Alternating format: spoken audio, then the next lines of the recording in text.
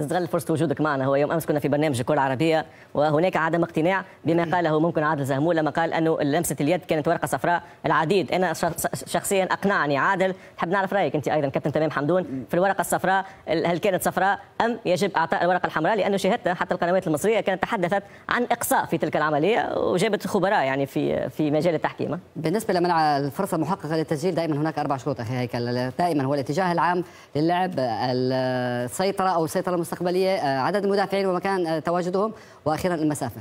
بالنسبه للمسافه هنا نتكلم عن مسافه تقريبا 50 متر، كان بعد موقع الخطا عن المرمى 50 متر، واللاعب طبعا اللاعب الذي لمس الكره هو اخر لاعب بالفريق الوداد، ولكن بقربه بعيد عنه 3 امتار هناك لاعب من الوداد ايضا، وكانت في حاله جري، يعني عمليا لاعب الاهلي كان مستدير ظهره اصلا للمرمى، يحتاج وقت للاستداره والسيطره على الكره، وفي هذه المسافه 50 متر، وخاصه نعرف بمفهوم كره القدم عندما تمتلك الكره تكون ابطا من اللاعب الذي لا يملك الكره، لذلك امكانيه عوده اللاعب الاخر موجوده، لذلك قرار الحكم كان بالبطاقه الصفراء صحيح.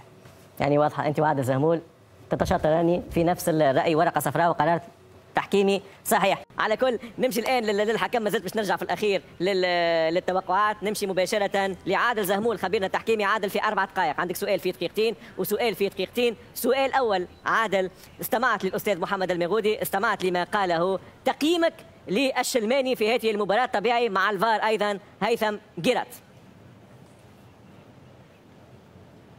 هو اهلا بك هيكل واهلا بالخيان.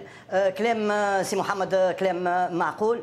الحكم الحقيقه ما نقولوش احنا ما كانش في المستوى، لكن الحكم هذا شاب عمره 31 سنه وسفر مقابله معناها قدام 60,000 متفرج. الحقيقه القرارات الكبيره اللي من شأنها ان تغير النتيجه ما صارتش. هو الحمد لله انه موجودين 2 من احسن الحكام في افريقيا اللي هما هيثم جيرات وغربال. هذاك علاش ما خفناش معناها باش يصير خروج على النص وانه تتغير نتيجه المباراه.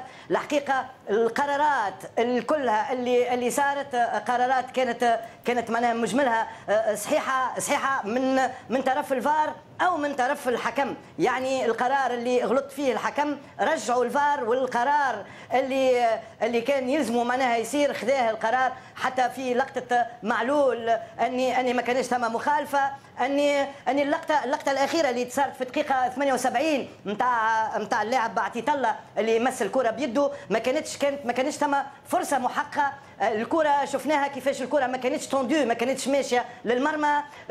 بيرسيتاو كان عاطي بظهره للحارس، حتى ضيع ليكيليبر نتاعو، معناها فقد التوازن نتاعو. يعني مع ال4 شروط اللي لازمها تكون في فرصه محققه ما كانتش موجوده. يعني القرار الصحيح القرار تاع انذار كان هو اللي مستحق في القرار نتاعو. يعني معناها اجمالا هو ما غيرش نتيجه المباراه، لكن ما اقنعش. اما هيكل انا ناكد لك اللي من مصادر موثوقه انه الحكم خذاه جيد، مش رضوان جيد، الحكم خذاه جيد والفار خذاه جيد جدا في المباراه هذه. واضح. يعني واللي قيم في المباراة المالي اللي هو الادجوان نتاع دوي رئيس لجنة التحكيم. يعني الامور واضحه، الحكم كان جيد حسب الاتحاد الافريقي والفار كان ممتاز او جيد جدا. على كل عادل قبل ان اختم معك، هناك سؤال يطرح الان. تيسيما سيقود مقابلته الدوليه الاخيره بالنسبه لاياب الشامبيونز ليج الافريقيه، وهناك تاويل لهذا الامر، تاويل باعتبار تيسيما ستكون اخر مباراه له على الصعيد الدولي، مباراه الوداد والاهلي. رايك في تعيين تيسيما وهو على ابواب الخروج ان صح التعبير؟ هيك انا تعرفني نوافقك في كل شيء الا في هذه. ونعرفك تعرف التحكيم وتعرف معناها الخبايا نتاع التحكيم. تيسيما مولود 30 ديسمبر 80، يعني عمره 43 سنه، يعني مازالوا له 2 سنين. انا اللي نعرفه ان اخر مباراه دوليه لتيسيما يعتبر من لا أحسن. لا ما نحكيش على السن، هو ممكن قرار شخصي من تيسيما. انا ما نتمناش هذا. انا اللي نعرفه انه اخر مباراه لتيسيما، وممكن قرار شخصي يعني ممكن قرار شخصي اخذ على عاتقه هذا الامر، يريد ان يرتاح. انا ما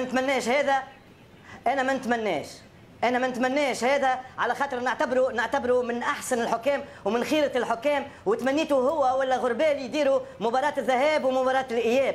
اما تيسيما كي باش يكون في مباراه الاياب انسان رزين، انسان يعرف القانون، انسان يعرف يتعامل مع اللاعبين، مع وجود زاد فار اللي هو فيه بيدا دحان اللي عمل المباراه النهائي نتاع الجزائر هذه اللي الاخرانيه.